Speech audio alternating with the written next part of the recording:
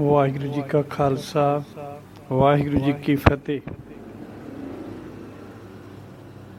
ਗੁਰੂ ਪਿਆਰੀ ਸਾਧ ਸੰਗਤ ਜੀ, ਅਸੀਂ ਜਪਜੀ ਸਾਹਿਬ ਜੀ ਦੇ ਅਰਥ ਅਤੇ ਉਸ ਦਾ ਉਚਾਰਨ, ਵਿਸ਼ਰਾਮ, ਪ੍ਰਮਾਣਾ ਸਹਿਤ ਸਰਵਣ ਕਰ ਰਹੇ ਹਾਂ। ਅਸੀਂ ਪਿਛਲੇ ਪਾਰਟ ਦੇ ਵਿੱਚ ਪਹਿਲੀ ਪੌੜੀ ਦੇ ਅਰਥ ਸਰਵਣ ਕੀਤੇ ਆ। ਹੁਕਮ ਰਜਾਈ ਚੱਲਣਾ ਨਾਨਕ ਲਿਖਿਆ ਨਾਲ, ਇੱਥੋਂ ਤੱਕ ਆਪਾਂ ਅਰਥ, ਵਿਸ਼ਰਾਮ, ਉਚਾਰਨ ਅਤੇ ਪ੍ਰਮਾਣ ਸਰਵਣ ਕੀਤੇ ਆ। ਅੱਜ ਆਪਾਂ ਇਸ ਤੋਂ ਅੱਗੇ ਦੀ ਕਥਾ, ਅਰਥ, ਵਿਚਾਰ, ਵਿਸ਼ਰਾਮ, ਪ੍ਰਮਾਣ ਸਰਵਣ ਕਰਾਂਗੇ। ਇਸ ਦੇ ਵਿੱਚ ਆਪਾਂ ਜਪਜੀ ਸਾਹਿਬ ਦੇ ਅਰਥ ਵੀ ਸਿੱਖਦੇ ਹਾਂ ਤੇ ਗੁਰਬਾਣੀ ਤੇ ਵਿਸ਼ਰਾਮ ਕਿੱਥੇ ਕਿੱਥੇ ਲਾਉਣੇ ਆ ਉਹ ਵੀ ਸਿੱਖ ਰਹੇ ਹਾਂ। ਗੁਰਬਾਣੀ ਦਾ ਸ਼ੁੱਧ ਉਚਾਰਨ ਵੀ ਸਿੱਖ ਰਹੇ ਹਾਂ ਅਤੇ ਗੁਰਬਾਣੀ ਨੂੰ ਈਜ਼ੀ ਸਮਝਣ ਵਾਸਤੇ ਵਿੱਚ ਕੋਈ ਨਾ ਕੋਈ ਪ੍ਰਮਾਣ ਵੀ ਆ ਜਾਂਦਾ, ਐਗਜ਼ਾਮਪਲਸ ਵੀ ਆ ਜਾਂਦੀਆਂ। ਸੋ ਅੱਜ ਆਪਾਂ ਪਹਿਲੀ ਪੌੜੀ ਤੋਂ ਅੱਗੇ ਜਪਜੀ ਸਾਹਿਬ ਜੀ ਦੇ ਅਰਥ ਸਰਵਣ ਕਰਦੇ ਹਾਂ। ਹੁਕਮੀ ਹੋਵਨ ਆਕਾਰ, ਹੁਕਮ ਨਾ ਕਹਿਆ ਜਾਈ। ਇਸ ਪੰਕਤੀ ਦੇ ਵਿੱਚ ਇੱਕ ਵਿਸ਼ਰਾਮ ਆਉਂਦਾ ਹੈ, ਜਿਸ ਨੂੰ ਕਹਿੰਦੇ ਆਪਾਂ ਅਰਧ ਵਿਸ਼ਰਾਮ। ਅਰਧ ਦਾ ਮਤਲਬ ਅੱਧ ਵਿਚਾਲਾ, ਅਰਧ ਵਿਸ਼ਰਾਮ। ਹੁਕਮੀ ਹੋਵਨ ਆਕਾਰ ਵਿਸ਼ਰਾਮ, ਹੁਕਮ ਨਾ ਕਹਿਆ ਜਾਈ, ਇਸ ਤਰ੍ਹਾਂ। ਸੋ ਇਸ ਦਾ ਜਿਹੜਾ ਉਚਾਰਨ ਹੈਗਾ, ਇੱਥੇ ਆਪਾਂ ਇੱਕ ਮਿਸਟੇਕ ਕਰਦੇ ਹਾਂ। ਇੱਥੇ ਆਕਾਰ ਜਿਹੜਾ ਸ਼ਬਦ ਹੈ ਨਾ, ਆੜੇ ਕੰਨਾ, ਕੱਕੇ ਕੰਨਾ, ਆਕਾਰ। ਬਟ ਅਸੀਂ ਕੀ ਕਰਦੇ ਹਾਂ, ਅਸੀਂ ਪੜ੍ਹਦੇ ਹਾਂ ਹੁਕਮੀ ਹੋਵਨ ਆਕਾਰ, ਹੁਕਮ ਨਾ ਕਿਹਾ ਜਾਈ, ਆਕਾਰ। ਆੜੇ ਵਾਲਾ ਕੰਨਾ ਜਿਹੜਾ ਹੈਗਾ ਉਹ ਸਿਖਾ ਜਾਂਦੇ ਹਾਂ, ਬੋਲਦੇ ਹੀ ਨਹੀਂ। ਸੋ ਐੜੇ ਵਾਲਾ ਕੰਨਾ ਵੀ ਬੁਲਾਉਣਾ ਹੈ, ਉਸ ਦੀ ਆਵਾਜ਼ ਵੀ ਦੇਣੀ ਹੈ। ਇਸ ਤਰ੍ਹਾਂ ਹੁਕਮੀ ਹੋਵਨ ਆਕਾਰ, ਹੁਕਮ ਨਾ ਕਹਿਆ ਜਾਈ। ਓਕੇ। ਸੋ ਇਸ ਪੰਕਤੀ ਦਾ ਅਰਥ ਇਸ ਤਰ੍ਹਾਂ, ਹੁਕਮ ਮੀਨਸ ਆਗਿਆ, ਫਰਮਾਨ, ਆਦੇਸ਼। ਹੁਕਮ means dictate, Lords commandant, dictation. ਇਸ ਤਰ੍ਹਾਂ ਅਰਥ ਬਣਦਾ ਹੁਕਮ ਦਾ। ਪੰਜਾਬੀ 'ਚ ਆਗਿਆ, ਫਰਮਾਨ, ਆਦੇਸ਼। ਇੰਗਲਿਸ਼ ਦੇ ਵਿੱਚ ਡਿਕਟੇਟ, ਲਾਰਡਸ ਕਮਾਂਡੈਂਟ, ਡਿਕਟੇਸ਼ਨ, ਇਸ ਤਰੀਕੇ ਦੇ ਨਾਲ। ਸੋ ਇਸ ਪੰਕਤੀ ਵਿੱਚ ਗੁਰੂ ਜੀ ਬਚਨ ਕਰਦੇ ਹਨ ਕਿ ਵਾਹਿਗੁਰੂ ਦੇ ਹੁਕਮ ਵਿੱਚ ਹੀ ਜੀਵਾਂ ਦੇ ਸਰੀਰ ਅਤੇ ਆਕਾਰ ਬਣਦੇ ਹਨ। ਉਸ ਦੇ ਹੁਕਮ ਵਿੱਚ ਚੱਲਣ ਵਾਲੀ ਸ੍ਰਿਸ਼ਟੀ ਅਤੇ ਰਚਨਾ ਬਾਰੇ ਕੁਝ ਨਹੀਂ ਕਿਹਾ ਜਾ ਸਕਦਾ। ਹੁਕਮੀ ਹੋਵਨ ਆਕਾਰ, ਆਕਾਰ ਦਾ ਮਤਲਬ ਹੁੰਦਾ ਹੈ ਕਿ ਜੋ ਸਾਡੇ ਸਰੀਰ ਬਣਦੇ ਹਨ, ਉਹਨਾਂ ਦੀ ਸ਼ੇਪ ਬਣਦੀ ਹੈ, ਬੋਡੀ ਸ਼ੇਪ। ਜਿੰਨੇ ਵੀ ਸੰਸਾਰ ਦੇ ਜੀਵ ਹਨ, ਸਾਰਿਆਂ ਦੀ ਸ਼ੇਪ, ਸਾਰਿਆਂ ਦੇ ਸਰੀਰ ਦੇ ਆਕਾਰ, ਬਣਤਰ ਉਹ ਵਾਹਿਗੁਰੂ ਦੇ ਹੁਕਮ ਵਿੱਚ ਹੀ ਬਣਦੇ ਆ।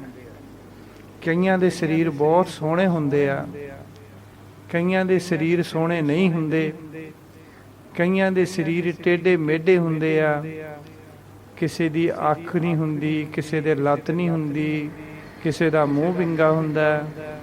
ਇਹ ਸਾਰੇ ਜੀਵਾਂ ਦੇ ਕਰਮਾਂ ਦੇ ਅਨੁਸਾਰ ਹੀ ਵਾਹਿਗੁਰੂ ਫਿਰ ਹੁਕਮ ਦੇ ਕੇ ਉਹਨਾਂ ਦੇ ਸਰੀਰ ਉਹੋ ਜਿਹੇ ਬਣਾਉਂਦਾ। ਹੁਕਮੀ ਹੋਵਨ ਆਕਾਰ। ਸਾਰੇ ਸਰੀਰਾਂ ਦੇ ਆਕਾਰ ਜਿਹੜੇ ਬਣਦੇ ਹਨ, ਸ਼ਕਲ ਸੂਰਤਾਂ ਬਣਦੀਆਂ ਹਨ, ਸ਼ੇਪਸ ਬਣਦੀਆਂ ਹਨ, ਇਹ ਵਾਹਿਗੁਰੂ ਦੇ ਹੁਕਮ ਵਿੱਚ ਹੀ ਬਣਦੀਆਂ। ਹੁਕਮ ਨਾ ਕਿਹਾ ਜਾਏ, ਉਸ ਵਾਹਿਗੁਰੂ ਦੇ ਹੁਕਮ ਬਾਰੇ, ਉਸ ਵਾਹਿਗੁਰੂ ਦੀ ਬਣਾਈ ਹੋਈ ਰਚਨਾ ਉਸ ਸ੍ਰਿਸ਼ਟੀ ਬਾਰੇ ਕੁਝ ਨਹੀਂ ਕਿਹਾ ਜਾ ਸਕਦਾ। ਹੁਕਮੀ ਹੋਵਨ ਜਿਉ ਹੁਕਮ ਮਿਲੈ ਵਡਿਆਈ।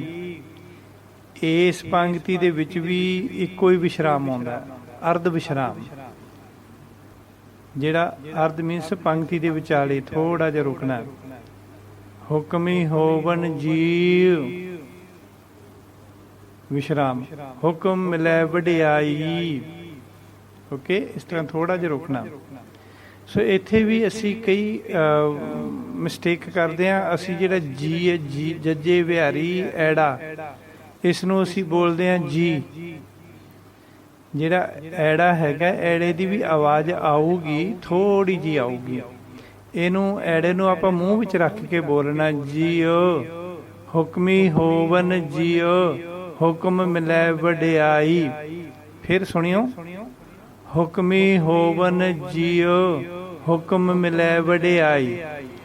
ਓਕੇ, ਜੀ ਨਹੀਂ ਬੋਲਣਾ, ਐ ਨਹੀਂ ਬੋਲਣਾ ਹੁਕਮੀ ਹੋਵਨ ਜੀ, ਜੀ ਏਦਾਂ ਨਹੀਂ ਬੋਲਣਾ। ਜੀਓ ਹੁਕਮ ਮਿਲੈ ਵਡਿਆਈ, ਹੁਕਮੀ ਹੋਵਨ ਜੀਓ ਹੁਕਮ ਮਿਲੈ ਵਡਿਆਈ। ਓਕੇ, ਆੜੇ ਦੀ ਸੁਣ ਦੇਣੀ ਆ। ਇਸ ਪੰਕਤੀ ਦਾ ਅਰਥ ਹੈ ਵਾਹਿਗੁਰੂ ਦੇ ਹੁਕਮ ਅਤੇ ਮਰਜ਼ੀ ਨਾਲ ਹੀ ਸਾਰੇ ਜੀਵਾਂ ਦਾ ਜੀਵਨ ਲਿਖਿਆ ਜਾਂਦਾ।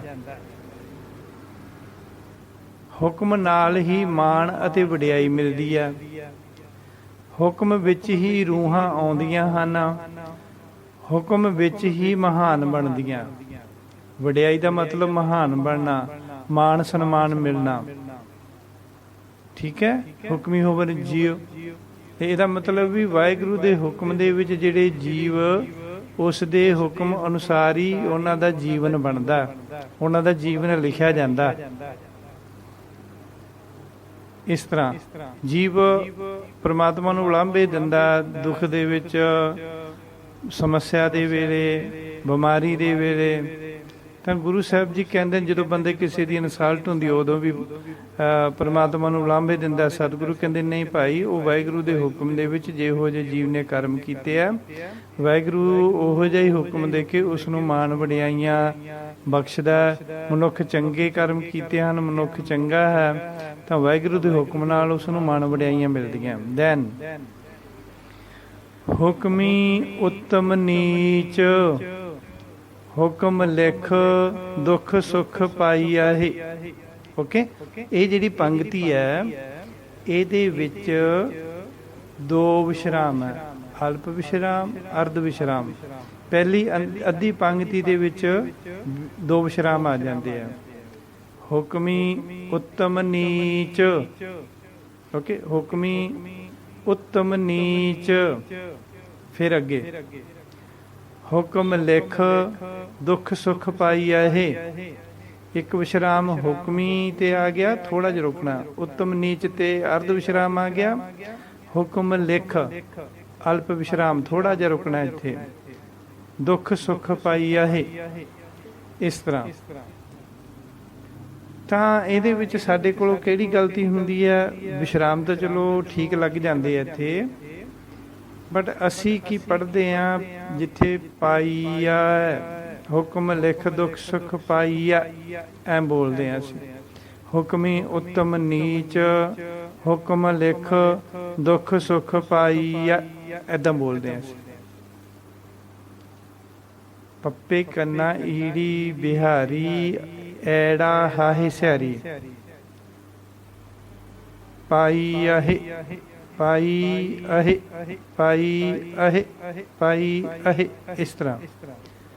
ਸੋ ਅਸੀਂ ਕਈ ਵਾਰੀ ਇਸ ਦਾ ਉਚਾਰਨ ਇਦਾਂ ਕਰਦੇ ਹਾਂ, ਪਾਈ ਹੈ ਪਾਈ ਹੈ ਦੀ ਆਵਾਜ਼ ਨਹੀਂ ਦੇਣੀ ਇੱਥੇ, ਕਿਉਂਕਿ ਦੋ ਲਾਵਾਂ ਦੀ ਆਵਾਜ਼ ਨਹੀਂ ਦੇਣੀ, ਇੱਕ ਲਾਂ ਦੀ ਆਵਾਜ਼ ਦੇਣੀ ਹੈ। ਕਿਉਂਕਿ ਜਿਹੜੀ ਸਿਹਾਰੀ ਹੈ ਉਹ ਇੱਕ ਲਾਂ ਦੀ ਸਾਊਂਡ ਦਿੰਦੀ ਆ। ਜਿਵੇਂ ਕੋਏ, ਸੋਏ, ਹੋਏ, ਕੱਕੇ ਹੋੜਾ ਈੜੀ ਸਿਹਾਰੀ ਕੋਏ, ਸੱਸੇ ਹੋੜਾ ਈੜੀ ਸਿਹਾਰੀ ਸੋਏ, ਹਾਹੇ ਹੋੜਾ ਈੜੀ ਸਿਹਾਰੀ ਹੋਏ। ਇਸ ਤਰ੍ਹਾਂ ਨਾ ਜਿਹੜੀ ਸਿਹਾਰੀ ਆ ਏ ਦੀ ਸਾਊਂਡ ਦਿੰਦੀ ਆ। ਤੇ ਫਿਰ ਅਸੀਂ ਪਾਈਆ ਹੈ ਵੀ ਨਹੀਂ ਬੋਲ ਸਕਦੇ। ਪਾਈਆ ਹੈ ਦੀ ਆਵਾਜ਼ ਨਹੀਂ ਦੇਣੀ, ਹੇ ਦੀ ਆਵਾਜ਼ ਦੇਣੀ ਆ। ਸੋ ਇਸ ਦਾ ਉਚਾਰਨ ਕਰਨਾ ਪਾਈ ਆਹੇ, ਪਾਈ ਆਹੇ, ਐੜਾ ਵੀ ਬੋਲਣਾ, ਹਾਹੀ ਸਿਹਾਰੀ ਵੀ ਬੋਲਣੀ ਆ। ਸੋ ਇਸ ਤਰ੍ਹਾਂ ਇਹ ਪੰਕਤੀ ਨੂੰ ਬੋਲਣਾ ਵਿਸ਼ਰਾਮ ਲਾ ਕੇ। ਹੁਕਮੀ ਉੱਤਮ ਨੀਚ, ਹੁਕਮ ਲਿਖ ਦੁੱਖ ਸੁਖ ਪਾਈ ਆਹੇ।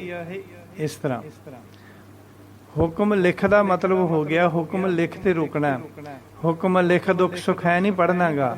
ਹੁਕਮ ਲਿਖ ਦੁੱਖ ਸੁਖ ਪਾਈ ਆਹੇ, ਉਹ ਜਿਹੜੇ ਦੁੱਖ ਦੇ ਨਾਲ ਲਿਖ ਨਹੀਂ ਲਾਉਣਾ ਗਾ, ਠੀਕ ਹੈ। ਹੁਕਮ ਦੇ ਨਾਲ ਲਿਖ ਲੱਗੂਗਾ। ਹੁਕਮ ਲਿਖ ਦੁੱਖ ਸੁਖ ਪਾਈ ਹੈ ਵੀ ਉਹ ਵਾਹਿਗੁਰੂ ਦੇ ਹੁਕਮ ਦੇ ਵਿੱਚ ਲਿਖੇ ਕਾਰਨ ਹੀ ਜੀਵ ਦੁੱਖ ਤੇ ਸੁੱਖ ਪਾਉਂਦਾ। ਤੇ ਜੇ ਆਪਾਂ ਬੋਲਦੇ ਹਾਂ ਹੁਕਮ ਲਿਖ ਦੁੱਖ ਸੁਖ ਪਾਈ ਹੈ, ਇਹ ਤਾਂ ਫਿਰ ਦੁੱਖ ਸੁੱਖ ਦੇ ਨਾਲ ਲਿਖ ਨਹੀਂ ਲਾਉਣਾ ਗਾ, ਹੁਕਮ ਦੇ ਨਾਲ ਲਿਖ ਲਾਉਣਾ।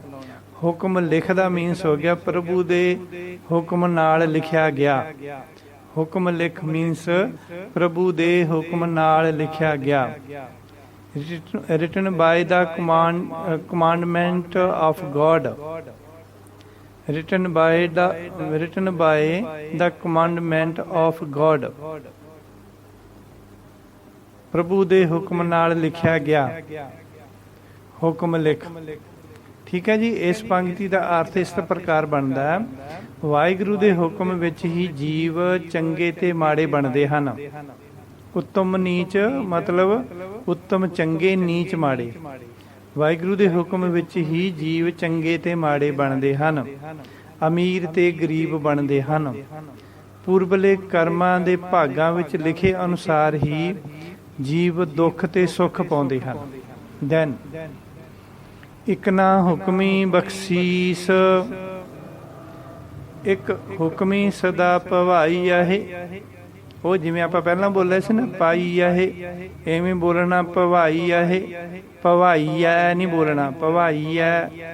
ਜੇ ਅਸੀਂ ਹਾਹੇ ਦੀ ਸਾਊਂਡ ਵੀ ਕਈ ਵਾਰੀ ਕੱਢ ਦਿੰਦੇ ਆ ਤਾਂ ਹਾਹੇ ਨੂੰ ਦੋ ਲਾਵਾਂ ਕਰਕੇ ਸਾਊਂਡ ਦਿੰਦੇ ਆਪਾਂ, ਭਵਾਈਆ ਹੈ, ਭਵਾਈਆ ਹੈ। ਇਹ ਰੋਂਗ ਸਾਊਂਡ ਹੈ। ਸਿਹਾਰੀ ਜਿਹੜੀ ਲਾਂ ਦੀ ਆਵਾਜ਼ ਦਿੰਦੀ ਹੈ, ਦੋ ਲਾਵਾਂ ਦੀ ਆਵਾਜ਼ ਕਿਤੇ ਵੀ ਨਹੀਂ ਦਿੰਦੀ ਗੁਰਬਾਣੀ ਦੇ ਵਿੱਚ। ਨੋਰਮਲ ਭਾਸ਼ਾ ਦੇ ਵਿੱਚ ਅਸੀਂ ਕੋਏ ਸੋਏ ਹੋਏ ਬੋਲਦੇ ਹਾਂ, ਹਨਾ। ਕੋਇਲ, ਈੜੀ ਸਿਹਾਰੀ ਲੱਲਾ ਕੋਇਲ, ਹਨਾ, ਇਸ ਤਰ੍ਹਾਂ ਬੋਲਦੇ ਹਾਂ ਅਸੀਂ। ਤਾਂ ਇਸ ਪੰਕਤੀ ਦੇ ਵਿੱਚ ਇੱਕੋ ਹੀ ਵਿਸ਼ਰਾਮ ਹੈ, ਅਰਧ ਵਿਸ਼ਰਾਮ, ਜਿਹੜਾ ਪੰਕਤੀ ਦੇ ਵਿਚਾਲੇ ਲੱਗਦਾ ਬਖਸ਼ੀਸ ਦੇ ਨਾਲ। ਇੱਕ ਨਾ ਹੁਕਮੀ ਬਖਸ਼ੀਸ ਵਿਸ਼ਰਾਮ, ਇੱਕ ਹੁਕਮੀ ਸਦਾ ਭਵਾਈ ਆਹੇ। ਭਵਾਈ ਆਹੇ, ਭਵਾਈ ਪਲੱਸ ਅਹੇ, ਭਵਾਈ ਪਲੱਸ ਅਹੇ, ਭਵਾਈ ਆਹੇ। ਇਸ ਤਰ੍ਹਾਂ ਉਚਾਰਨ ਕਰਨਾ ਇਹਦਾ। ਤਾਂ ਇਸ ਪੰਕਤੀ ਦਾ ਅਰਥ ਇਸ ਪ੍ਰਕਾਰ ਹੈ ਕਿ ਕਈਆਂ ਨੂੰ ਵਾਹਿਗੁਰੂ ਦੇ ਹੁਕਮ ਅਨੁਸਾਰ ਹੀ ਦਾਤਾਂ ਤੇ ਬਖਸ਼ਿਸ਼ਾਂ ਮਿਲਦੀਆਂ ਹਨ। ਕਈ ਵਾਹਿਗੁਰੂ ਦੇ ਹੁਕਮ ਨਾਲ ਜਨਮ ਮਰਨ ਦੇ ਗੇੜ ਭਾਵ ਚੱਕਰ ਵਿੱਚ ਪਏ ਹੋਏ ਹਨ। ਵਾਹਿਗੁਰੂ ਦੇ ਹੁਕਮ ਨਾਲ ਹੀ ਜੀਵ, ਬਹੁਤ ਸਾਰੇ ਜੀਵ ਭਵਾਈਆ ਹੈ, ਭੌਂਦੇ ਫਿਰਦੇ ਹਨ, ਸਦਾ ਹੀ ਭੌਂਦੇ ਫਿਰਦੇ ਹਨ, ਭਾਵ ਜਨਮ ਮਰਨ ਦੇ ਚੱਕਰ ਵਿੱਚ ਪਏ ਹੋਏ ਹਨ। ਦੈਨ ਹੁਕਮੈ ਅੰਦਰ ਸਭ ਕੋ, ਬਾਹਰ ਹੁਕਮ ਨ ਕੋਇ। ਓਕੇ, ਇਸ ਪੰਕਤੀ ਦੇ ਵਿੱਚ ਵੀ ਇੱਕੋ ਹੀ ਵਿਸ਼ਰਾਮ ਹੈ, ਉਸ ਨੂੰ ਕਹਿੰਦੇ ਅਰਧ ਵਿਸ਼ਰਾਮ, ਜਿਹੜਾ ਵਿਚਾਲੇ ਆਉਂਦਾ ਪੰਕਤੀ ਦੇ। ਅਰਧ ਮੀਨਸ ਵਿਚਾਲਾ, ਵਿਚਕਾਰ, ਅੱਧਾ। ਸੋ ਇਸ ਪੰਕਤੀ ਦੇ ਵਿੱਚ ਸਹੀ ਉਚਾਰਣੀ ਕਰਦੇ ਲਗਭਗ ਅਸੀਂ, ਪਰ ਅਸੀਂ ਕਿਤੇ ਕਿਤੇ ਸੁਣਿਆ ਉਹ ਕਹਿੰਦੇ ਹੁਕਮੇ ਅੰਦਰ, ਹੁਕਮੇ ਅੰਦਰ ਸਭ ਕੋ, ਹੁਕਮੇ ਅੰਦਰ ਸਭ ਕੋ। ਮੰਮੇ ਨੂੰ ਦੋ ਲਾਵਾਂ ਲੱਗੀਆਂ ਹੋਈਆਂ, ਅਸੀਂ ਬੋਲਣਾ ਹੁਕਮੈ ਅੰਦਰ ਸਭ ਕੋ। ਹੁਕਮੇ ਅੰਦਰ ਸਭ ਕੋ ਨਹੀਂ ਬੋਲਣਾ, ਹੁਕਮੈ ਅੰਦਰ ਸਭ ਕੋ। ਫਿਰ ਅੱਗੇ ਆਉਂਦਾ ਬਾਹਰ ਹੁਕਮ ਨਾ ਕੋਏ। ਅਸੀਂ ਆਮ ਭਾਸ਼ਾ ਵਾਂਗੂ ਬਾਹਰ ਸ਼ਬਦ ਜਿਹੜਾ ਉਹਨੂੰ ਇਕੱਲਾ ਬਾਹਰ ਬੋਲਦੇ ਹਾਂ, ਬਾਹਰ ਹੁਕਮ ਨਾ ਕੋਏ, ਬਾਹਰ ਹੁਕਮ ਨਾ ਕੋਏ। ਜਿਹੜਾ ਵਿਚਾਲਾ ਹਾਹਾ ਨਾ, ਉਹਨੂੰ ਅਸੀਂ ਖਾ ਜਾਂਦੇ ਹਾਂ। ਖਾਣਾ ਨਹੀਂ ਚਾਹੀਦਾ ਗਾ, ਉਸ ਹਾਹੇ ਨੂੰ ਬੁਲਾਉਣਾ ਚਾਹੀਦਾ। ਬਾਹਰ, ਬਾਹਰ ਹੁਕਮ ਨਾ ਕੋਏ। ਕਰੈਕਟ ਉਚਾਰਨ, ਕਰੈਕਟ ਪ੍ਰੋਨਾਊਂਸੀਏਸ਼ਨ। बट रॉन्ग प्रोनाउंसिएशन बाहर, बाहर नहीं बोलना, बाहर हुक्म ना कोई, इस तरह बोलना। ओके, पूरी पंक्ति पढ़ी आप। हुक्म है अंदर सब को, बाहर हुक्म ना कोई। सो इसका अर्थ बनता कि ब्रह्मा तो लैके कीड़ी तक का पूरा ब्रह्मांड, सब को दा मतलब हो गया निक्की जी कीड़ी तो लैके पूरी सृष्टि के जीव, पूरे ब्रह्मांड के जीव ਅਤੇ ਵੱਡੇ ਛੋਟੇ ਸਾਰੇ ਜੀਵ ਉਸ ਦੇ ਹੁਕਮ ਵਿੱਚ ਹੈ, ਉਸ ਦੇ ਹੁਕਮ ਵਿੱਚ ਹੀ ਚੱਲਦੇ ਹਨ। ਉਸ ਦੇ ਹੁਕਮ ਤੋਂ ਬਾਹਰ ਕੁਝ ਵੀ ਨਹੀਂ ਅਤੇ ਕੋਈ ਵੀ ਨਹੀਂ। ਹੁਣ ਦੇਖੋ ਅਸੀਂ ਆਮ ਭਾਸ਼ਾ ਦੇ ਵਿੱਚ ਬੋਲਤਾ ਕਿ ਉਹਦੇ ਹੁਕਮ ਤੋਂ ਬਾਹਰ ਕੁਝ ਵੀ ਨਹੀਂ, ਕੋਈ ਵੀ ਨਹੀਂ, ਬਾਹਰ ਆਮ ਭਾਸ਼ਾ ਦਾ ਸ਼ਬਦ ਹੈ ਇਹ। ਓਕੇ, ਬਟ ਗੁਰਬਾਣੀ ਦੇ ਸਾਰੇ ਅੱਖਰ ਬੁਲਾਉਣੇ ਚਾਹੀਦੇ ਆ। ਬਾਹਰ ਹੁਕਮ ਨਾ ਕੋਈ, ਬਾਣੀ ਪੜ੍ਹਨ ਲੱਗਿਆ ਸਾਰੇ ਅੱਖਰ ਬੋਲਣੇ ਆ, ਬਟ ਨੋਰਮਲ ਲੈਂਗੁਏਜ ਵਿੱਚ ਅਸੀਂ ਬੋਲਦੇ ਹਾਂ ਬਾਹਰ ਕੋਈ ਨਹੀਂ ਆ। ਓਕੇ, ਇਸ ਤਰ੍ਹਾਂ ਦੇ ਨਾਲ। ਦੈਨ ਨਾਨਕ ਹੁਕਮੈ ਜੇ ਬੁੱਝੈ ਤਾਂ ਹਉਮੈ ਕਹੈ ਨਾ ਕੋਈ। ਓਕੇ, ਇਸ ਪੰਕਤੀ ਦੇ ਵਿੱਚ 2 ਵਿਸ਼ਰਾਮ। ਨਾਨਕ ਤੇ ਥੋੜਾ ਜਿਹਾ ਰੁਕਣਾ, ਅਲਪ ਵਿਸ਼ਰਾਮ ਲਾ ਕੇ ਥੋੜਾ ਜਿਹਾ ਨਾਨਕ ਤੇ ਰੁਕ ਕੇ ਫਿਰ ਅਰਧ ਵਿਸ਼ਰਾਮ ਬੁੱਝੈ ਤੇ ਥੋੜਾ ਜਿਹਾ ਜ਼ਿਆਦਾ ਰੁਕਣਾ। ਨਾਨਕ ਹੁਕਮੈ ਜੇ ਬੁੱਝੈ ਤਾਂ ਹਉਮੈ ਕਹੈ ਨਾ ਕੋਈ। ਓਕੇ, ਇਹ ਜਿਹੜਾ ਤਾਂ ਹਉਮੈ ਕਹੈ ਨਾ ਕੋਈ ਤੇ ਕੱਲਾ ਤੱਤਾ, ਤੱਤੇ ਨੂੰ ਕੰਨਾ ਨਹੀਂ ਲੱਗਿਆ ਹੋਇਆ, ਤੱਤਾ ਮੁਕਤਾ, ਤਾਂ ਥੋੜਾ ਜਿਹਾ ਬੋਲਣਾ, ਇਹਨੂੰ ਲੌਂਗ ਸਾਊਂਡ ਨਹੀਂ ਕਰਨਾ। ਤਾਂ ਹਉਮੈ ਕਹੈ ਨਾ ਕੋਈ, ਨਾ ਤਾਂ ਨੰਨੇ ਨੂੰ ਕੰਨਾ ਲੱਗਿਆ ਹੋਇਆ, ਨਾ ਤੱਤੇ ਨੂੰ ਕੰਨਾ ਲੱਗਿਆ ਹੋਇਆ। ਇਸ ਕਰਕੇ ਅਸੀਂ ਇਸ ਦੀ ਲੌਂਗ ਸਾਊਂਡ ਨਹੀਂ ਦੇਣੀ, ਲੰਮੀ ਆਵਾਜ਼ ਨਹੀਂ ਕੱਢਣੀ ਗੀ। ਤਾਂ ਹਉਮੈ ਕਹੈ ਨਾ ਕੋਈ, ਨਾ ਕੋਈ। ਓਕੇ, ਇਸ ਤਰ੍ਹਾਂ ਉਚਾਰਨ ਹੋ ਗਿਆ। ਬਟ ਇੱਥੇ ਜਿਹੜਾ ਹੁਣ ਬੁੱਝੈ ਸ਼ਬਦ ਆਉਂਦਾ ਤਾਂ ਅਸੀਂ ਨੋਰਮਲੀ ਸੁਣਦੇ ਹਾਂ, ਲੋਕ ਬੋਲਦੇ ਆ, ਬਹੁਤ ਸਾਰੇ ਗੁਰਮੁਖ ਪੜ੍ਹਦੇ ਆ, ਬਹੁਤ ਸਾਰੇ ਲੋਕ ਪੜ੍ਹਦੇ ਬੁੱਝੇ। ਹਉਮੈ ਹੁਕਮੈ ਨਾਨਕ ਹੁਕਮੈ ਜੇ ਬੁੱਝੇ, ਬੁੱਝੇ ਇੱਕ ਲਾਮ ਬੋਲਦੇ, 2 ਲਾਵਾਂ ਲੱਗੀਆਂ ਹੋਈਆਂ ਝੱਜੇ ਨੂੰ, ਬੁੱਝੈ ਹੈ ਨਾ। ਇਹਨੂੰ ਬੁਝੈ ਨਹੀਂ ਬੋਲਣਾ, ਬੁਝੈ। ਬੱਬੇ ਨੂੰ ਭਾਰਾ ਕਰਕੇ ਬੋਲਣਾ ਬੁੱਝੈ। ਜਦੋਂ ਬੁੱਝੈ ਬੋਲਾਂਗੇ, ਬੁੱਝੈ ਮੀਨਸ ਸਮਝ ਜਾਣਾ। ਓਕੇ, ਬੁੱਝ ਜਾਣਾ। ਜਦੋਂ ਪੋਲਾ ਜਿਹਾ ਬੋਲਾਂਗੇ ਬੁਝੈ, ਬੁਝੇ ਦਾ ਮਤਲਬ ਹੁੰਦਾ ਬੁਝ ਜਾਣਾ, ਜਿਵੇਂ ਦੀਵਾ ਬੁਝ ਜਾਂਦਾ, ਲਾਈਟ ਬੁਝ ਜਾਂਦੀ ਆ, ਹਨਾ, ਫੁੱਲ ਬੁਝ ਜਾਂਦੇ ਆ, ਮੁਰਝਾ ਜਾਂਦੇ ਆ। ਪਰ ਇਹਦਾ ਬੁਝ ਜਾਣਾ ਅਰਥ ਨਹੀਂ ਹੈ ਇੱਥੇ, ਇੱਥੇ ਅਰਥ ਹੈ ਸਮਝ ਜਾਣਾ। ਨਾਨਕ ਹੁਕਮੈ ਜੇ ਬੁੱਝੈ ਤਾਂ ਹਉਮੈ ਕਹੈ ਨਾ ਕੋਈ। ਬੁੱਝੈ ਨੂੰ ਭਾਰਾ ਕਰਕੇ ਬੋਲਣਾ। ਇਸ ਪੰਕਤੀ ਦਾ ਅਰਥ ਹੈ ਨਾਨਕ ਹੁਕਮੈ ਜੇ ਬੁੱਝੈ। ਇੱਥੇ ਨਾਨਕ ਤੇ ਤਾਂ ਥੋੜਾ ਜਿਹਾ ਰੁਕਦੇ ਕਿ ਗੁਰੂ ਨਾਨਕ ਦੇਵ ਜੀ ਕਹਿੰਦੇ ਹਨ, ਕੀ ਕਹਿੰਦੇ ਹਨ ਕਿ ਜੇ ਜੀਵ ਆਪਣੇ ਹੰਕਾਰ ਨੂੰ ਛੱਡ ਕੇ ਉਸ ਦੇ ਹੁਕਮ ਨੂੰ ਸਮਝ ਲਏ ਤਾਂ ਉਹ ਕਦੇ ਵੀ ਹੰਕਾਰ ਨਾਲ ਗੱਲ ਨਹੀਂ ਕਰੇਗਾ। ਤਾਂ ਹਉਮੈ ਕਹੈ ਨਾ ਕੋਈ, ਹਉਮੈ ਮਤਲਬ ਹੰਕਾਰ ਹੋ ਗਿਆ, ਕਹੈ ਹੋ ਗਿਆ ਬੋਲਣਾ, ਕਹਿਣਾ, ਗੱਲ ਕਰਨੀ। ਗੁਰੂ ਸਾਹਿਬ ਕਹਿੰਦੇ ਭਾਈ ਜੇ ਕੋਈ ਪ੍ਰਮਾਤਮਾ ਦੇ ਹੁਕਮ ਨੂੰ ਸਮਝ ਲੈ ਨਾ ਤਾਂ ਫੇਰ ਕਦੇ ਵੀ ਬੰਦਾ ਹੰਕਾਰ ਨਾਲ ਗੱਲ ਨਹੀਂ ਕਰੂਗਾ, ਹੰਕਾਰ ਨਾਲ ਕੁਝ ਵੀ ਨਹੀਂ ਕਹੇਗਾ। ਦੈਨ ਗਾਵੈ ਕੋ ਤਾਣ ਹੋਵੈ ਕਿਸੈ ਤਾਣ। ਓਕੇ, ਹੁਣ ਇੱਥੇ 2 ਪੌੜੀਆਂ ਪੂਰੀਆਂ ਹੋ ਗਈਆਂ, ਹੁਕਮੇ ਵਾਲੀਆਂ ਪੌੜੀਆਂ ਸਾਰੀਆਂ। ਤਾਂ ਇੱਥੇ ਜਦੋਂ ਆਪਾਂ ਪੜ੍ਹਿਆ ਨਾਨਕ ਹੁਕਮੈ ਜੇ ਬੁੱਝੈ, ਹੁਕਮੈ ਦਾ ਅਰਥ ਹੋ ਗਿਆ ਉਸ ਵਾਹਿਗੁਰੂ ਦਾ ਹੁਕਮ ਆ ਗਿਆ। English means to understand the order, to understand the order. ਹੁਕਮੈ means to understand the order, ਹੁਕਮ ਨੂੰ ਬੁੱਝ ਲੈਣਾ, ਸਮਝ ਲੈਣਾ। ਓਕੇ, ਹੁਣ 2 ਪੌੜੀਆਂ ਪੂਰੀਆਂ ਹੋ ਗਈਆਂ, ਤੀਜੀ ਪੌੜੀ ਸ਼ੁਰੂ ਹੁੰਦੀ ਆ। ਗਾਵੈ ਕੋ ਤਾਣ ਹੋਵੈ ਕਿਸੈ ਤਾਣ। ਇੱਥੇ ਇੱਕੋ ਹੀ ਵਿਸ਼ਰਾਮ ਆ, ਅਰਧ ਵਿਸ਼ਰਾਮ ਪੰਕਤੀ ਦੇ ਵਿਚਾਲੇ। ਤਾਣ ਤੇ ਰੁਕਣਾ, ਫਿਰ ਦੂਜਾ ਤਾਣ ਸੰਪੂਰਨ ਵਿਸ਼ਰਾਮ ਤੇ ਆ। ਗਾਵੈ ਕੋ ਤਾਣ होवै किसै ताण, किसै बोलना है, किसै नहीं बोलना। किसै का मतलब क्या, किसे नूं, है ना, बोला जा किसै। जो बोलेंगे किसै, किसै भारा करके नहीं बोलना, बोला जा बोलना। होवै किसै ताण, गावै को दा अर्थ है परमात्मा दे गुणां नूं कौन गा सकदा।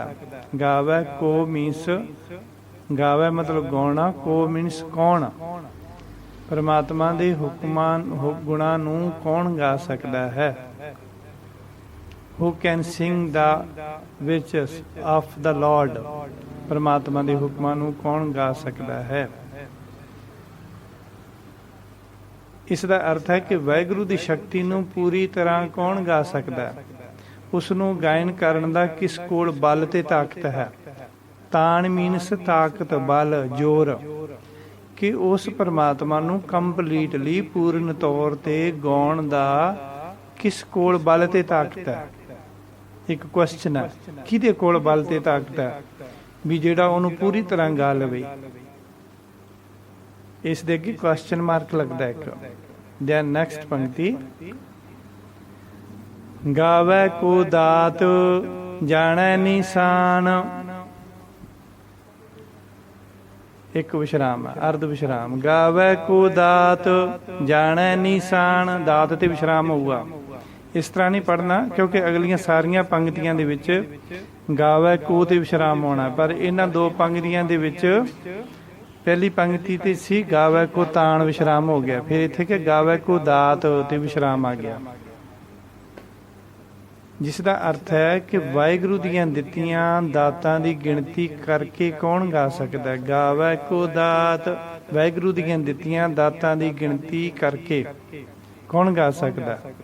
जाणै निशान, उस दी महिमा ते प्रताप नूं कौन जान सकदा। जां कौन समझ सकदा। कई लोग वाहिगुरू दीयां दित्तियां दातां नूं उस दियां निशानियां समझदे हन।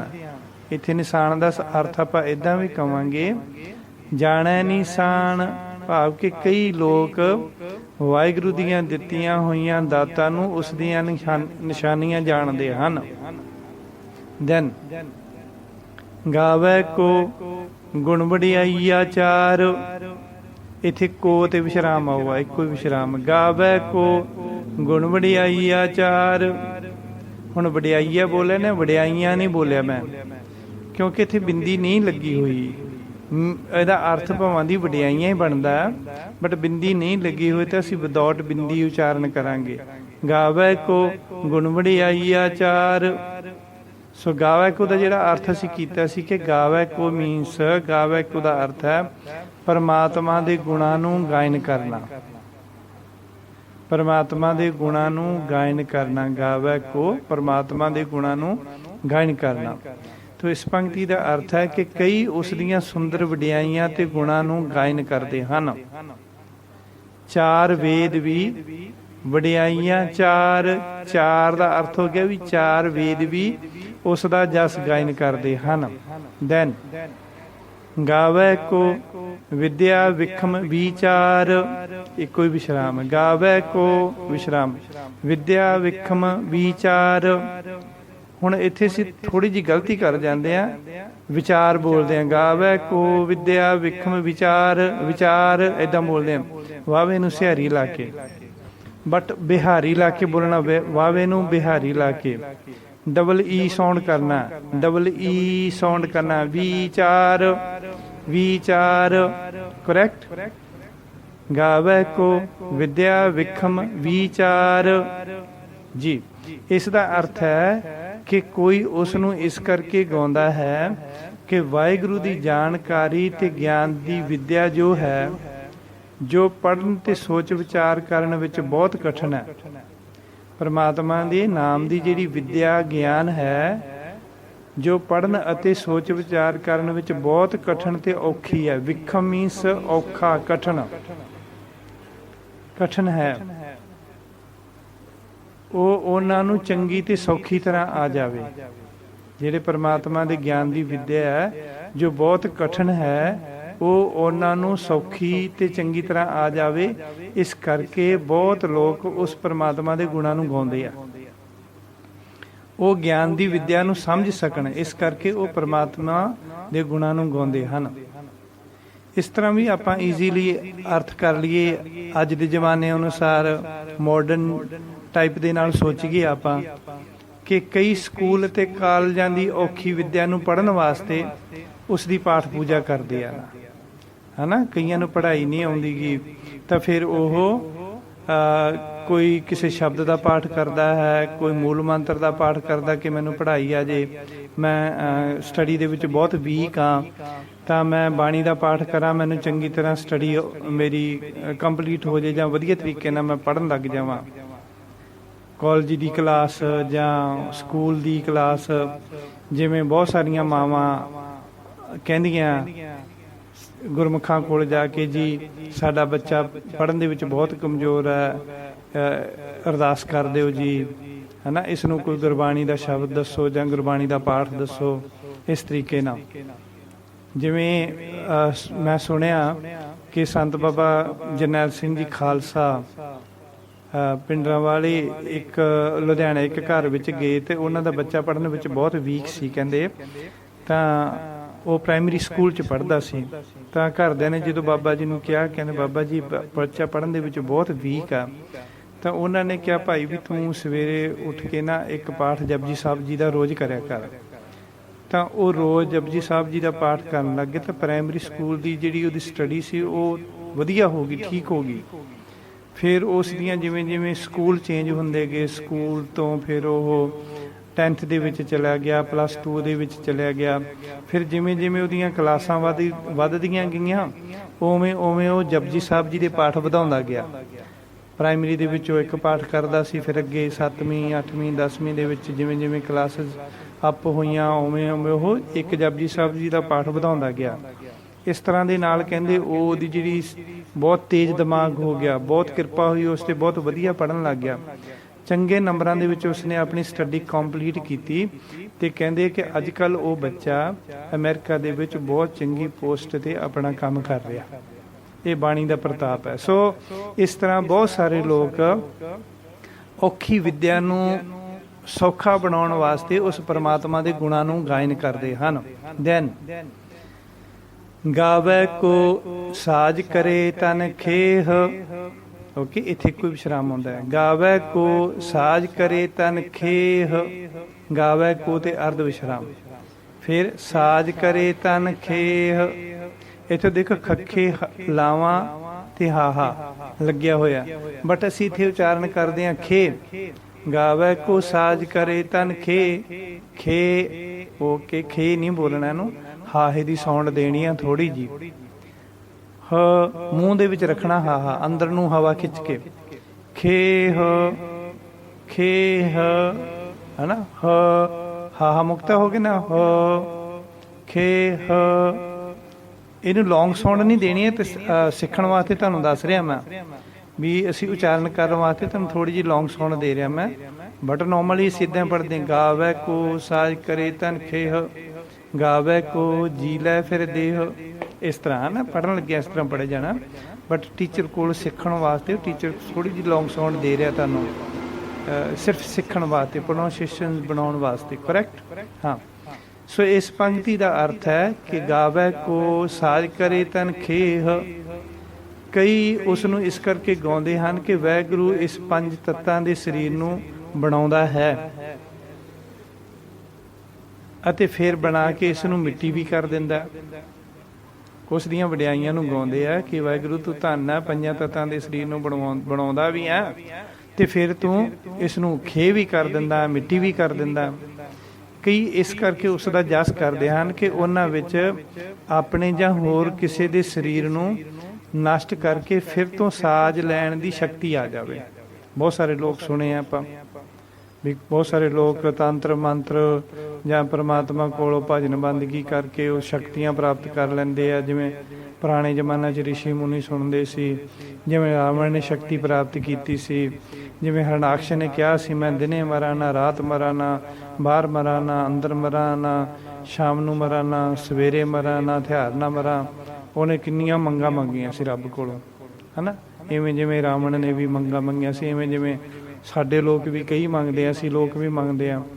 ਕਈ ਸਿੱਧੀਆਂ ਰਿੱਧੀਆਂ ਵਾਲੇ ਵੀ ਮੰਗਦੇ ਵੀ ਅਸੀਂ ਸ਼ਰਾਪ ਦੇ ਕੇ ਕਿਸੇ ਦੇ ਸਰੀਰ ਨੂੰ ਖਤਮ ਕਰ ਦਈਏ। ਫਿਰ ਜਦੋਂ ਘਰ ਵਾਲਾ ਸਾਡੇ ਕੋਲ ਆ ਕੇ ਗਿੜਗੜਾਵੇ, ਬੇਨਤੀਆਂ ਕਰੇ, ਤੇ ਫਿਰ ਅਸੀਂ ਉਸ ਦੇ ਸਰੀਰ ਦੇ ਵਿੱਚ ਦੁਬਾਰੇ ਪ੍ਰਾਣ ਪਾ ਦਈਏ, ਫਿਰ ਜਿੰਦਾ ਹੋ ਜਾਵੇ, ਸਾਡੇ ਕੋਲ ਇਹੋ ਜਿਹੀ ਸ਼ਕਤੀ ਆ ਜਾਵੇ। ਸੋ ਇਹ ਬਾਹਰੀ ਅਰਥ ਹੈ ਨੋਰਮਲੀ ਸਮਝਣ ਵਾਸਤੇ। ਬਟ ਜਿਹੜੇ ਗੁਰਮੁਖ ਜਨ ਹਨ ਉਹ ਪ੍ਰਮਾਤਮਾ ਦੇ ਗੁਣਾਂ ਨੂੰ ਇਸ ਕਰਕੇ ਧੰਨ ਧੰਨ ਕਰਕੇ ਗਾਉਂਦੇ ਹਨ ਕਿ ਪ੍ਰਮਾਤਮਾ ਤੂੰ ਧੰਨ ਹੈ, ਪੰਜਾਂ ਤੱਤਾਂ ਦੇ ਸਰੀਰ ਨੂੰ ਬਣਾਉਂਦਾ ਵੀ ਹੈ ਤੇ ਫਿਰ ਤੂੰ ਇਸ ਨੂੰ ਮਿੱਟੀ ਵੀ ਕਰ ਦਿੰਦਾ। ਗਾਵੈ ਕੋ ਜਿਉ ਲੈ ਫਿਰ ਦੇਹ। ਓਕੇ, ਆ ਦੇਖੋ ਇੱਥੇ ਜੱਜੇ ਵਿਹਾਰੀ ਐੜਾ ਜਿਉ ਲੈ ਫਿਰ ਦੇਹ, ਹੈ ਨਾ, ਇਸ ਤਰ੍ਹਾਂ ਬੋਲਣਾ, ਇੱਕੋ ਵਿਸ਼ਰਾਮ, ਗਾਵੈ ਕੋ ਤੇ ਵਿਸ਼ਰਾਮ। ਗਾਵੈ ਕੋ ਜਿਉ ਲੈ ਫਿਰ ਦੇਹ, ਇਸ ਤਰ੍ਹਾਂ ਉਚਾਰਨ ਕਰਨਾ। ਇਹਦੇ ਅਰਥ ਹਨ, ਕੋਈ ਵਾਹਿਗੁਰੂ ਨੂੰ ਇਸ ਕਰਕੇ ਗਾਉਂਦੇ ਹਨ ਕਿ ਉਹ ਸਾਡੇ ਪ੍ਰਾਣ ਲੈ ਵੀ ਲੈਂਦਾ ਹੈ ਅਤੇ ਫਿਰ ਵਾਪਸ ਵੀ ਕਰ ਦਿੰਦਾ ਹੈ ਨਾ। ਇਸ ਤਰ੍ਹਾਂ ਜਿਹੜੇ ਭਜਨੀਕ ਪੁਰਸ਼, ਗੁਰਸਿੱਖ, ਗੁਰਮੁਖ ਪਿਆਰੇ ਸਿੱਖ ਜਿਹੜੇ ਹੈ ਜਾਂ ਹੋਰ ਗੁਰਮੁਖ ਪਿਆਰੇ ਹਨ, ਹੋਰ ਰੱਬ ਦਾ ਨਾਮ ਲੈਣ ਵਾਲੇ ਹਨ ਕਿਸੇ ਵੀ ਧਰਮ ਵਿੱਚ, ਉਹ ਸਾਰੇ ਪ੍ਰਮਾਤਮਾ ਦੇ ਗੁਣਾਂ ਨੂੰ ਤਰੀਕੇ ਨਾਲ ਗਾਉਂਦੇ ਆ ਕਿ ਉਹ ਪ੍ਰਮਾਤਮਾ ਸਾਡੇ ਪ੍ਰਾਣ ਲੈਂਦਾ ਵੀ ਹੈ ਤੇ ਵਾਪਸ ਵੀ ਕਰ ਦਿੰਦਾ। ਦੁਨਿਆਵੀ ਤੌਰ ਤੇ ਬਹੁਤ ਸਾਰੇ ਤਾਂਤਰਿਕ ਜਾਂ ਆਮ ਇਹੋ ਜਿਹੇ ਲੋਕ ਇਸ ਕਰਕੇ ਉਸ ਦੀ ਪਾਠ ਪੂਜਾ ਕਰਦੇ ਹਨ ਕਿ ਉਹਨਾਂ ਵਿੱਚ ਵਰ ਸਰਾਪ ਦੇਣ ਦੀ ਤਾਕਤ ਆ ਜਾਵੇ। ਗਾਵੈ ਕੋ ਜਾਪੈ ਦਿਸੈ ਦੂਰ, ਇੱਥੇ ਉਹ ਗਾਵੈ ਕੋ ਤੋਂ ਵਿਸ਼ਰਾਮ ਹੋਣਗੇ ਸਾਰੇ। ਗਾਵੈ ਕੋ ਜਾਪੈ ਦਿਸੈ ਦੂਰ। ਓਕੇ ਜੀ, ਜਾਪੈ ਦਾ ਇੱਥੇ ਕਈ ਵਾਰੀ ਸੁਚਾਰਨ ਕਰਦੇ ਜਾਪੈ ਦਿਸੇ ਦੂਰ, ਜਾਂ ਐਂ ਵੀ ਬੋਲ ਦਿੰਦੇ ਆਪਾਂ, ਜਾਪੇ ਦਿਸੇ ਦੂਰ। ਪੈ ਨਹੀਂ ਬੋਲਦੇ, ਪੱਪੇ ਨੂੰ ਦੋ ਲਾਵਾਂ ਨਹੀਂ ਬੋਲਦੇ, ਸੱਸੇ ਨੂੰ ਦੋ ਲਾਵਾਂ ਨਹੀਂ ਬੋਲਦੇ। ਜਾਪੇ ਦਿਸੇ ਦੂਰ ਏਦਾਂ ਨਹੀਂ, ਜਾਪੈ ਦਿਸੈ ਦੂਰ ਏਦਾਂ ਬੋਲਣਾ। ਅੱਛਾ, ਜਾਪੇ ਦਾ ਮਤਲਬ ਕਿ ਮੈਨੂੰ ਲੱਗਦਾ ਹੈ, ਲੱਗਦਾ ਹੈ, ਜਾਪਦਾ ਹੈ। ਜਿਵੇਂ ਮਾਝੇ ਦੇ ਵਿੱਚ ਬੋਲ ਦਿੰਦੇ ਆ, ਮੈਨੂੰ ਜਾਪਦਾ, ਉਹ ਆਉਂਦਾ, ਮੈਨੂੰ ਜਾਪਦਾ ਇਉਂ ਹੋ ਗਿਆ, ਮੈਨੂੰ ਜਾਪਦਾ ਮੇਰਾ ਢਿੱਡ ਦੁਖੂਗਾ, ਮੈਨੂੰ ਜਾਪਦਾ ਮੈਨੂੰ ਉਲਟੀ ਆਊਗੀ, ਹੈ ਨਾ, ਉਹ ਜਾਪਦਾ। ਬਟ ਮਾਲਵੇ ਦੇ ਵਿੱਚ, ਦੁਆਬੇ ਦੇ ਵਿੱਚ ਮੈਨੂੰ ਲੱਗਦਾ ਉਹ ਆਉਂਦਾ, ਮੈਨੂੰ ਲੱਗਦਾ ਮੈਨੂੰ ਉਲਟੀ ਆਊਗੀ, ਮੈਨੂੰ ਲੱਗਦਾ ਮੈਨੂੰ ਚੱਕਰ ਆਉਂਦਾ, ਹੈ ਨਾ। ਇਸ ਤਰ੍ਹਾਂ ਲੱਗਦਾ, ਜਾਪਦਾ, ਇਹਦੇ ਜਾਪੇ ਦਾ ਇਸ ਤਰ੍ਹਾਂ ਅਰਥ ਬਣਦਾ। ਸੋ ਇਸ ਪੰਕਤੀ ਦਾ ਅਰਥ ਹੈ ਕਿ ਕੋਈ ਵਾਹਿਗੁਰੂ ਦਾ ਜਸ ਇਸ ਕਰਕੇ ਉੱਚੀ ਉੱਚੀ ਗਾਉਂਦਾ ਹੈ ਕਿ ਉਹਨਾਂ ਨੂੰ ਲੱਗਦਾ ਹੈ ਕਿ ਵਾਹਿਗੁਰੂ ਬਹੁਤ ਦੂਰ ਹੈ।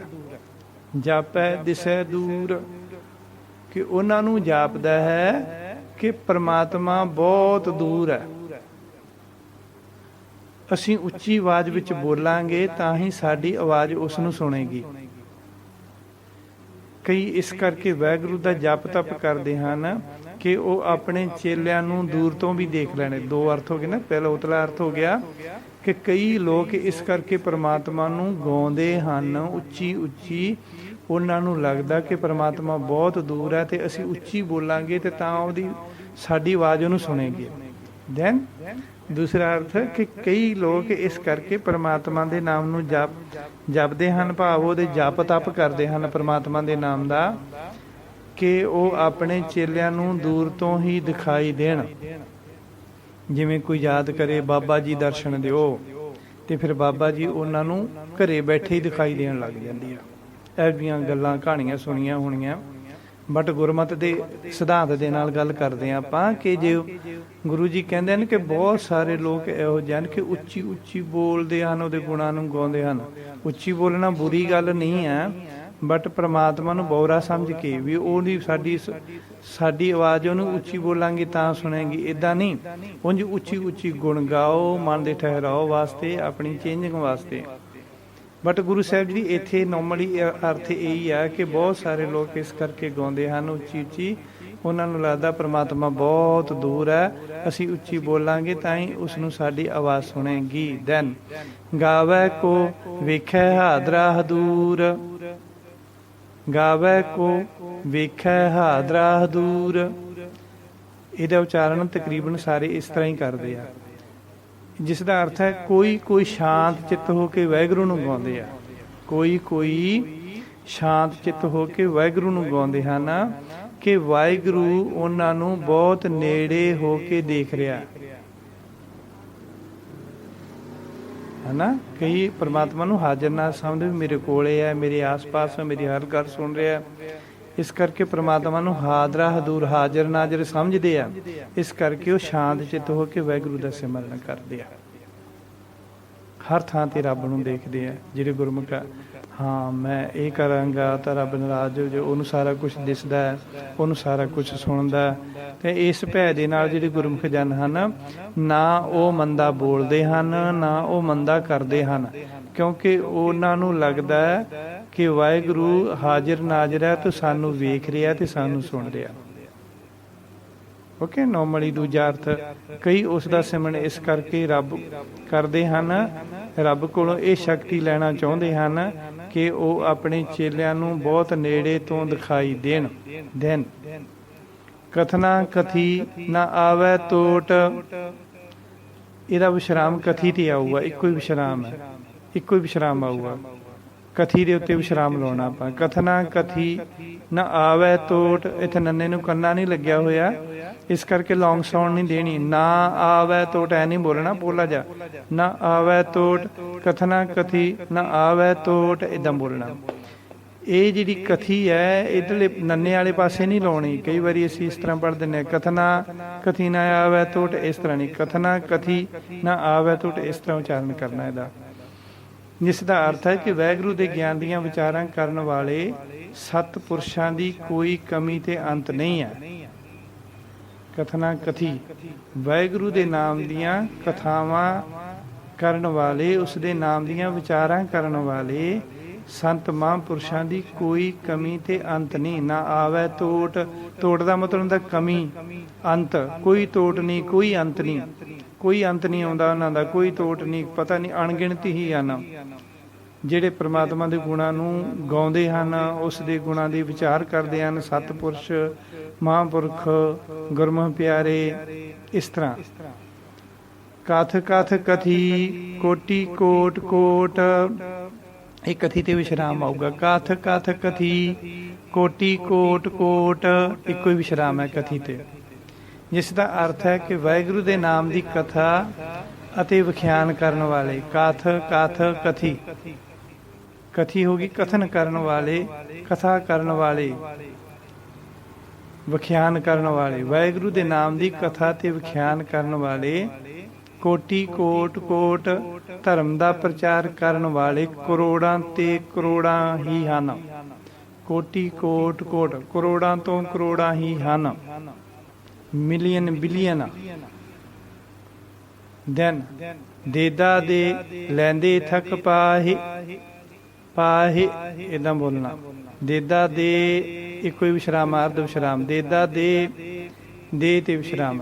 ਦੇਦਾ ਦੇ ਲੈਂਦੇ ਥਕ ਪਾਹੇ, ਇਹਦਾ ਬੋਲਣਾ, ਇੱਕੋ ਹੀ ਵਿਸ਼ਰਾਮ, ਜਿਸ ਦਾ ਅਰਥ ਹੈ ਕਿ ਦੇਣ ਵਾਲਾ ਵਾਹਿਗੁਰੂ ਲਗਾਤਾਰ ਦੇਈ ਜਾਂਦਾ ਹੈ, ਪਰ ਲੈਣ ਵਾਲੇ ਲੈ ਲੈ ਕੇ ਥੱਕ ਹਾਰ ਜਾਂਦੇ ਹਨ। ਲੈ ਦੇ ਥਕ ਪਾਹੇ, ਲੈਣ ਵਾਲੇ ਥੱਕ ਜਾਂਦੇ ਹਨ। ਜੁਗਾ ਜੁਗੰਤਰ ਖਾਹੀ ਖਾਹੇ, ਜੁਗੰਤਰ ਤੇ ਇੱਕੋ ਵਿਸ਼ਰਾਮ, ਅਰਧ ਵਿਸ਼ਰਾਮ। ਜੁਗਾ ਜੁਗੰਤਰ ਖਾਹੀ ਖਾਹੇ, ਇਸ ਦਾ ਅਰਥ ਹੈ ਕਿ ਜੁਗਾਂ ਜੁਗਾਂ ਤੋਂ ਇਹ ਜੀਵ ਉਸ ਸਾਰੇ ਪਦਾਰਥਾਂ ਨੂੰ ਖਾਈ ਜਾ ਰਹੇ ਹਨ।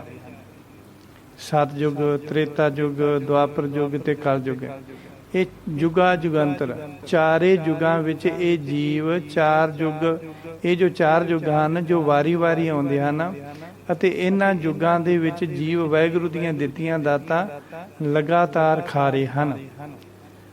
ਹੁਕਮੀ ਹੁਕਮ ਚਲਾਏ ਰਾਹੋ, ਰਾਹੋ, ਹੁਕਮੀ ਹੁਕਮ, ਹੁਕਮ ਤੇ ਇੱਕੋ ਹੀ ਵਿਸ਼ਰਾਮ, ਅਰਧ ਵਿਸ਼ਰਾਮ।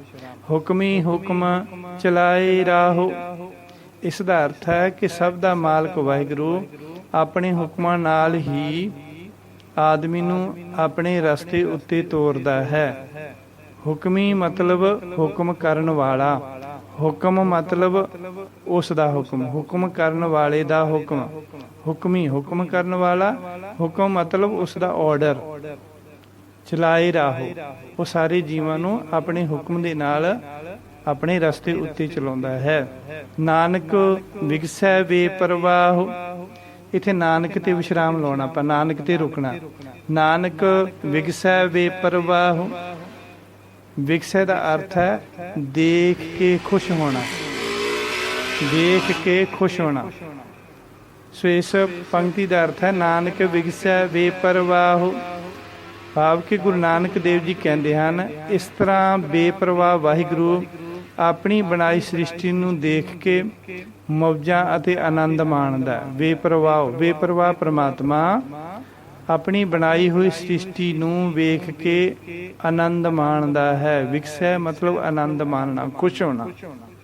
ਗੁਰੂ ਨਾਨਕ ਦੇਵ ਜੀ ਕਹਿੰਦੇ ਉਹ ਵਾਹਿਗੁਰੂ ਜੋ ਬੇਪਰਵਾਹ ਹੈ, ਕਿਸੇ ਦੀ ਪਰਵਾਹ ਨਹੀਂ ਕਰਦਾ, ਆਪਣੀ ਬਣਾਈ ਹੋਈ ਸ੍ਰਿਸ਼ਟੀ ਨੂੰ ਦੇਖ ਕੇ ਮੌਜਾਂ ਅਤੇ ਆਨੰਦ ਮਾਣਦਾ ਹੈ।